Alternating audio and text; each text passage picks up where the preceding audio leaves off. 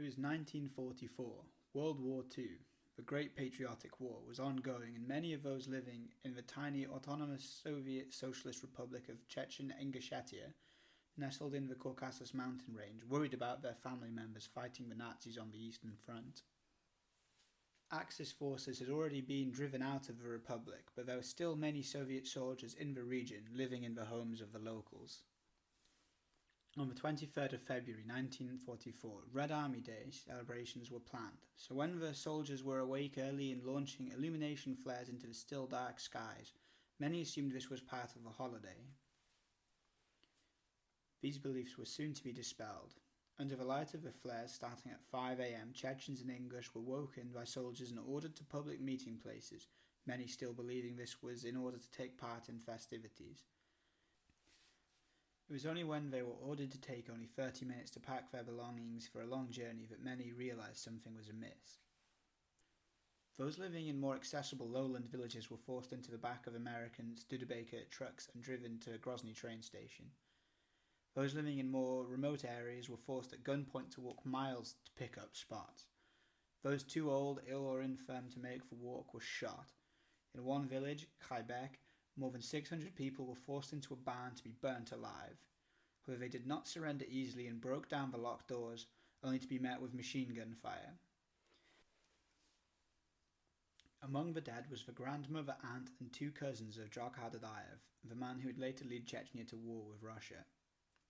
Those that survived the marches met their kin at Grozny, where they were crammed into trains, usually repurposed cattle trucks, to be shipped to the barren steppes of Kazakhstan. This was the liquidation of the Chechen and Ingush nations, some 500,000 people. This event, known to many as the Deportations, would leave deep psychological scars that are still felt to this day.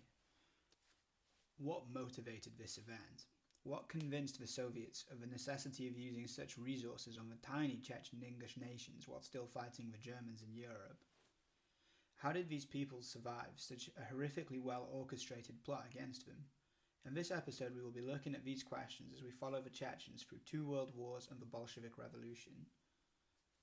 First, we will pick up where we left off last time, with the defeat of Imam Shamil in 1859 after decades of rebellion in the Caucasus. The following year, the Terek province was created. This included Chechnya, Ingushetia and North Ossetia. The mountain peoples included in the province were given special terms of submission that allowed them to continue practicing Islam, bearing arms, and prevented them from being conscripted into the Russian Imperial Army. Despite these concessions, small rebellions would continue occurring frequently in the region. By 1877 and the Russo-Turkish War, the whole of Chechnya united in uprising, only to face 24,000 Russians who swiftly defeated the movement and hanged its leaders. The First World War initially had limited impact on the Chechens, but set into motion events that would shape the nation. As Russia struggled with the war and the people grew increasingly fed up with the Tsar, it became increasingly obvious that political change was coming. When the change came, it was initially the February Revolution that deposed the Tsar and attempted to introduce a more democratic system. However, the new leaders did not pull Russia out of the war, and unrest continued until the October Revolution that saw the communist Bolsheviks take power and sign a one-sided peace treaty with the Germans. This in turn led to the Russian Civil War, which saw the Red Communists fighting the White forces, united only in their opposition to the Communists. During the Civil War, forces of the White pro-Tsarist Anton Denikin attacked Chechnya, anticipating the unruly people supporting the Bolshevik Red Army. In one battle, 500 Chechens fought to their deaths defending the village of Tsotsin-Yurt. Chechen forces would also aid the Red Army in seizing Grozny with its vital oil reserves and railway junction.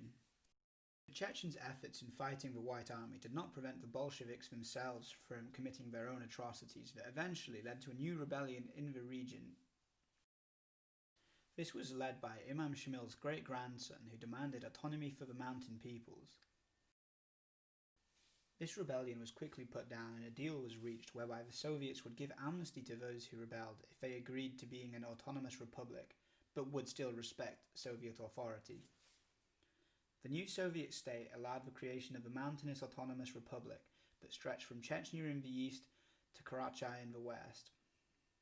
This seemed to be the first taste of real self-governance in generations, with genuine autonomy for the mountain peoples. The period of the mountainous autonomous republic was seen by many as being a period where Russia and Chechnya were aligned in goals and mutually supportive. However, it was only to last 5 short years. Under Vladimir Lenin's early policies of indigenization, local party cadres were staffed with locals and land redistribution was not attempted in the region. The independence of ethnic regions that this brought allowed for the use of native languages in government as well as the publishing of news and books. Literacy rates, which had been at 2% in Chechnya prior to the revolution, skyrocketed with this support for the native language. While this period during the first half of the 1920s seems rosy, things were to change when Lenin died in 1924 and Stalin took power. Under Stalin, attempts were made to eradicate Islam, locals were removed from the governing structures and Russians replaced them. Stalin also began to implement collectivization. Collectivization was a policy of land reallocation from private landowners, often known as kulaks, to state ownership of vast collective farms with the aim of increasing grain production to feed the rapidly growing demand for food industrialization was bringing to Russia. This policy involved mass land seizures, usually from small-scale peasant farmers, not the demonized kulaks that featured in Soviet propaganda. These actions were all incredibly unpopular and led to rebellions among various ethnic groups in the Caucasus, including the Chechens. In 1937, 14,000 Chechens and Ingush, around 3% of the entire population, were to be rounded up, executed and dumped in a mass grave under Stalin's orders for their resistance to his policies. Despite the callous brutality of this action, it was to prove only a mild prelude to Stalin's future plans for the region. During World War II, or the Great Patriotic War as the Soviets called it, millions were to fight and die in Russia on the Eastern Front.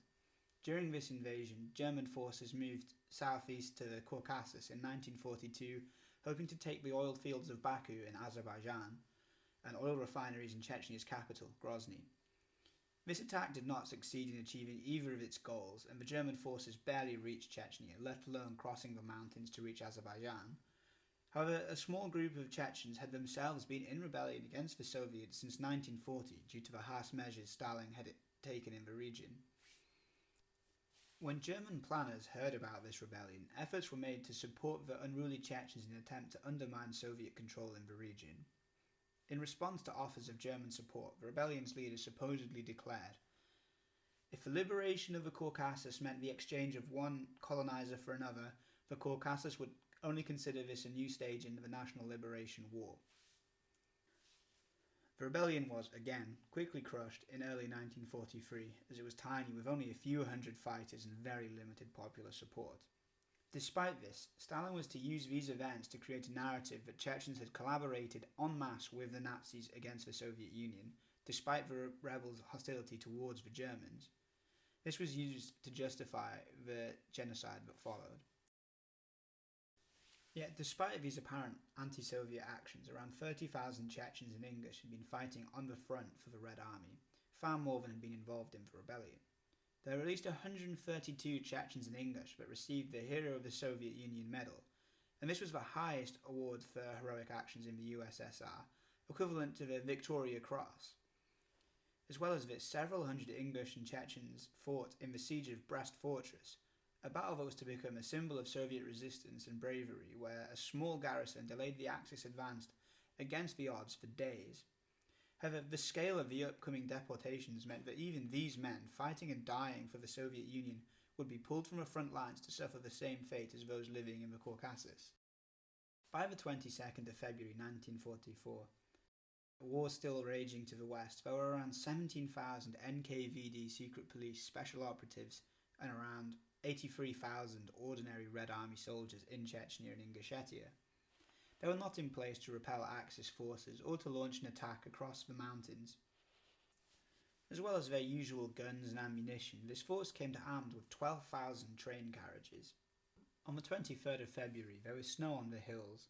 The night before, the Red Army and NKVD forces had cut all regional communications in Chechnya and Ingushetia, while ensuring there were Red Army forces in every town and village.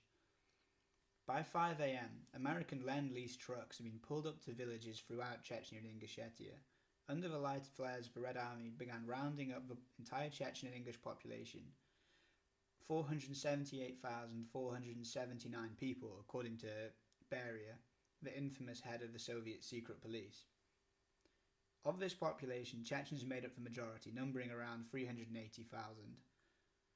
The lucky few were given half an hour to gather possessions and food, being told to prepare for a long journey to warm lands, before being stuffed tightly into lorries, but many were given no such grace period and were forced to march with just the clothes on their backs. The people were taken to train stations where they were forced into overpacked trains, often cattle trucks with no heating or toilets. At a rate of roughly 80,000 a day, the Chechens and Ingush were shipped to the northern steppes of Kazakhstan and Kyrgyzstan. Making the job easier and faster for the Soviet authorities was the high percentage of children making up the deportees. A declassified memo on the atrocity stated, "The compression of the cargo of the special contingent from 40 to 45 persons in a carriage, taking into account 40 to 50% children, is completely expedient." Those facing this forced displacement were dehumanized by the Soviets, not just in their treatment, but also in the use of the term special contingent when referring to the almost 500,000 human beings uprooted from their homes to be sent into exile. The journey of the deportees was to take 2 to 3 weeks, with people crammed so tightly that those that died on the journey often remained vertical until the train made their occasional stops to dump bodies.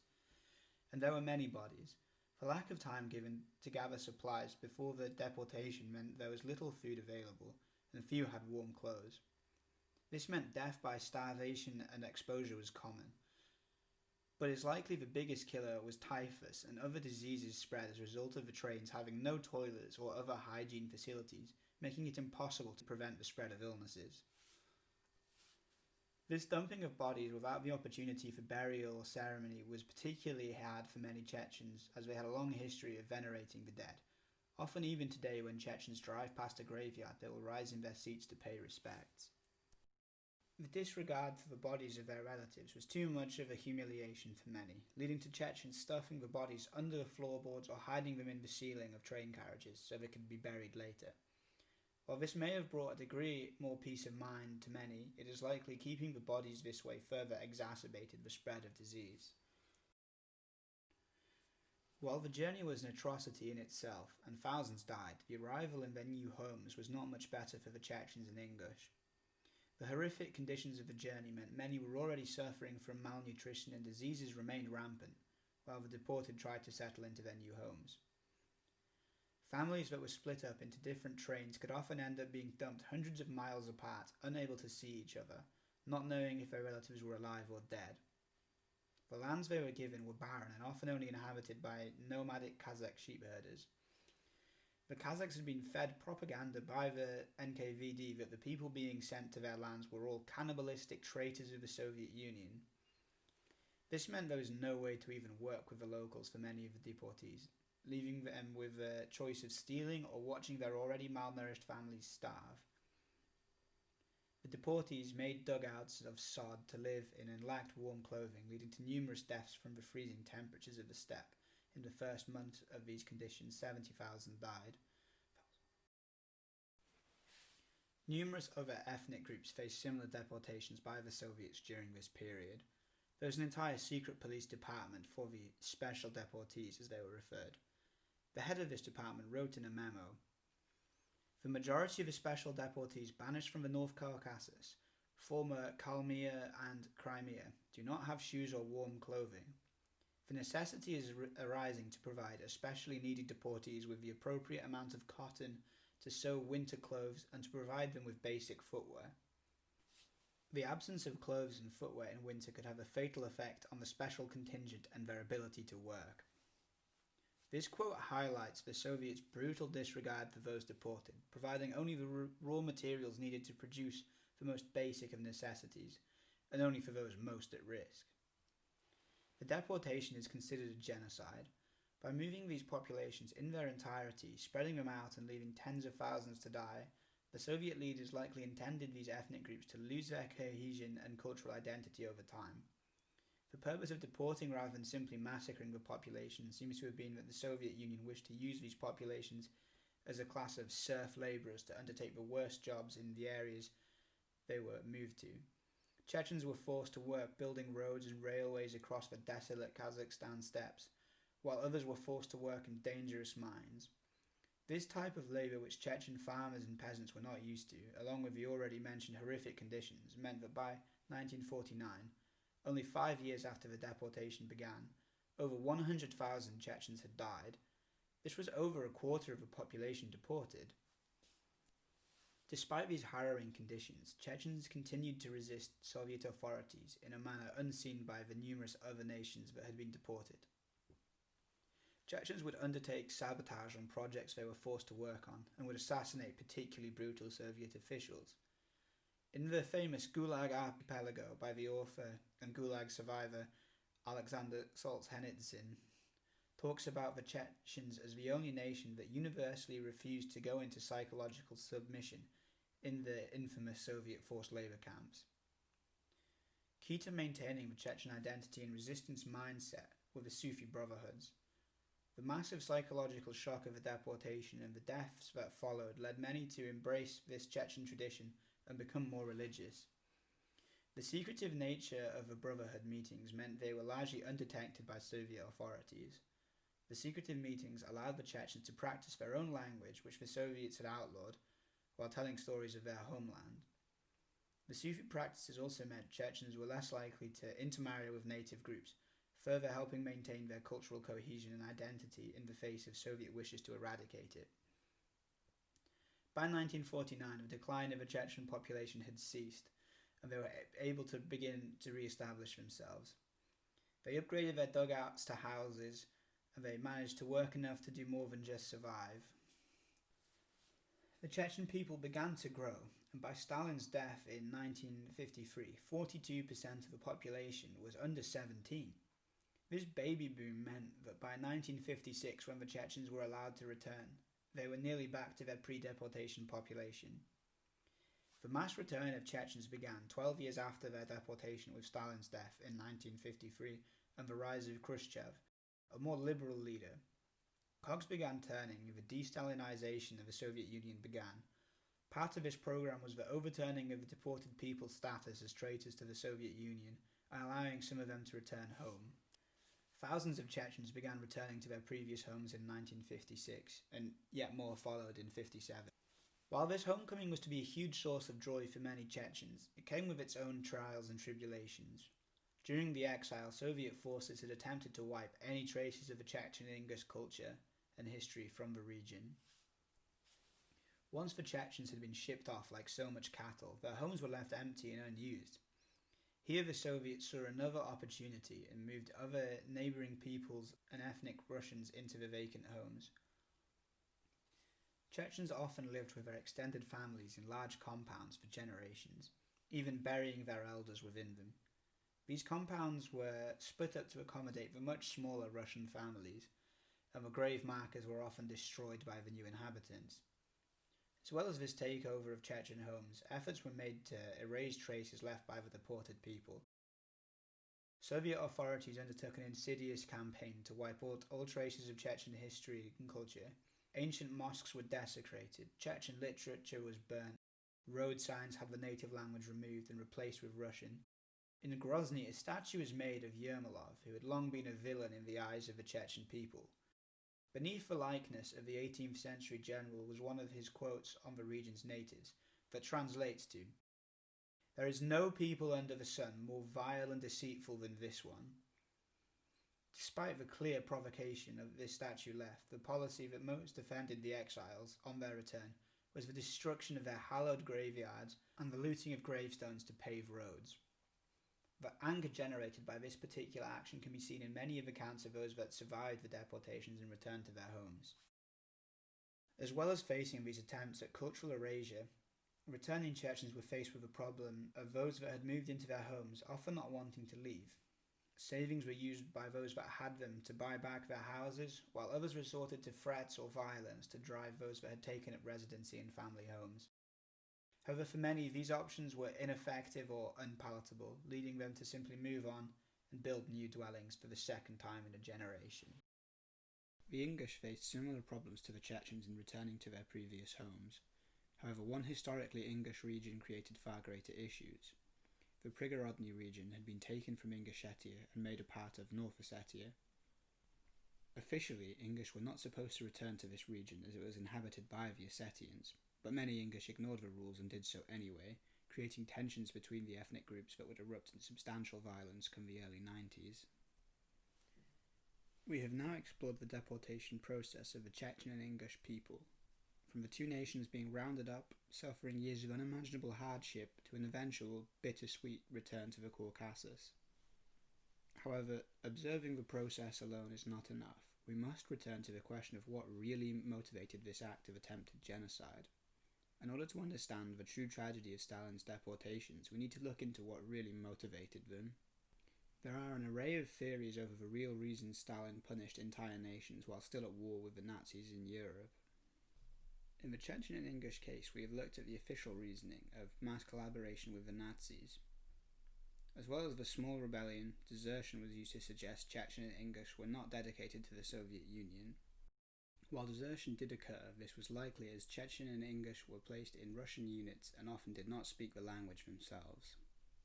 As well as being unable to properly communicate, they were forced to eat pork, an act outlawed in Islam. Desertion was by no means unique among the Chechens and Ingush either. It is estimated 700,000 non-Russians from the Soviet Union fought against the USSR. More tellingly, 300,000 Russians also sided with Axis forces, making Chechen and Ingush hardly an exception. In regards to the rebellion of the Chechens before the war started, we have seen it was small in scale and as opposed to the Germans as the Soviets. We saw that Chechens and Ingush fought on the Eastern Front bravely, yet would be pulled from the front line to face exile. The use of military resources to undertake the deportation was also vast, with around 100,000 military and secret police personnel being involved. Expending such resources and removing so many from the front line makes little military sense. One estimate places the cost of a deportation at 150 million rubles, enough to pay for 700 T-34 medium tanks at the height of the war. It seems unlikely the Soviet authorities undertook the deportation out of hope to improve their chances in the war. The willingness of Khrushchev to acquit the deported people of the stigma of being traitors to the Soviet Union suggests that he and many others in the Communist Party didn't buy into the idea of mass collaboration either. It seems there was a different motivation for the deportations. It has been argued that the constant uprisings of the Chechens had finally tipped Soviet leadership to believe the group would continue to threaten Soviet authority and therefore needed to be wiped out. However, this argument is undermined when looking at other Caucasian groups that faced deportation. The Balkan peoples were also deported, numbering only 37,000 and having little history of large-scale rebellion. Meanwhile, the Dagestani Avars, a far more numerous group that had historically led Islamic resistance to the Russian Empire and took part in rebellions against the Soviets, were left alone. This suggests even this idea of punishing populations for their unruly ancestors is deeply flawed. While we have seen the accusations of mass collaboration seem unfounded based on what actually happened, one noticeable trend with those deported is their proximity to the German invasion of the Caucasus. Many West Caucasian people had their lands invaded by the Germans and faced accusations of collaboration to justify their deportations. The Germans' failure to reach Dagestan may then be used to explain why the Avars were spared. Yet this argument also falls apart when looking at others in the German warpath, such as the Balkans' neighbours, the Kabardians, who did not face mass exile. Another common theory is that Stalin and Beria, head of the Soviet secret police that orchestrated the deportations, were both from the Caucasus and held ancestral distrust towards certain groups. Given the complete lack of any logical basis for who got deported and who didn't, this seems the most compelling argument to me at least. The megalomania and bizarre psyches of these two men, particularly Stalin, seem to be disproportionately responsible for the atrocity of the deportations. However, in all likelihood there is no single reason for the seemingly random choices over who was to face deportation and who wasn't. Instead, all the factors we have discussed, and many others I am not aware of, likely contributed to the horrific treatment and deaths of hundreds of thousands.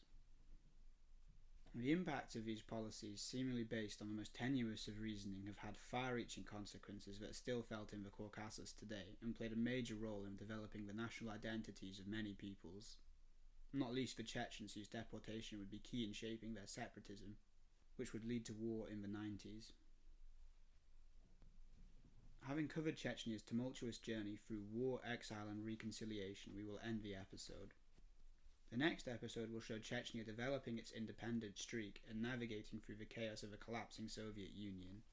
We will see the prelude to the First Russo-Chechen War as various groups within Chechnya plotted, schemed, and often openly fought for control of the nation.